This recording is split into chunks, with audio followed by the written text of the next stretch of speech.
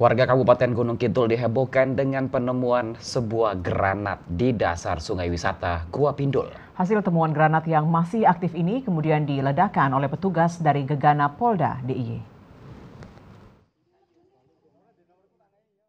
Masyarakat Kabupaten Gunung Kidul dihebohkan dengan penemuan sebuah granat di dasar sungai Gua Pindul, Kapanewon, Karangmojo, Kabupaten Gunung Kidul. Granat yang masih aktif ini pertama kali ditemukan oleh seorang warga setempat yang sedang bermain air di kawasan pintu keluar Gua Pindul. Saat ditemukan, warga mengira bahwa granat tersebut hanya mainan saja.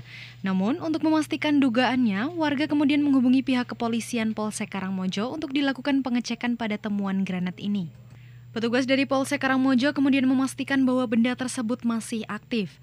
Warga yang pertama kali menemukan granat mengaku ia tidak menyadari bahwa yang ditemukan merupakan sebuah granat yang masih aktif karena kondisinya yang sudah tertutup oleh lumpur.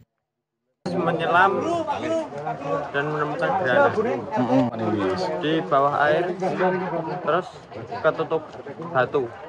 Kedalaman berapa meter, Mas? 4 meteran. Saat pertama kali menemukan yang jenengan lakukan apa ini, Mas?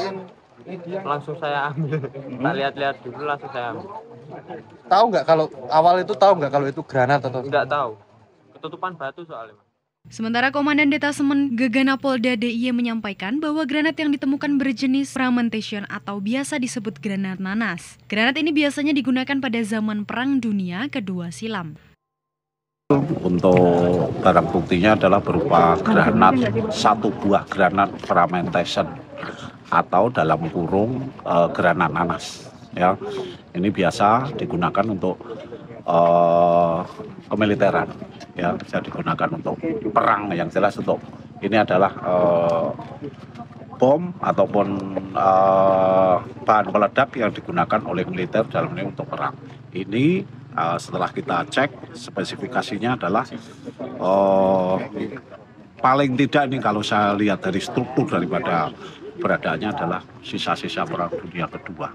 Ya, spesifikasinya sudah tidak bisa kita baca karena termakan oleh waktu dan lingkungan kan di dalam air.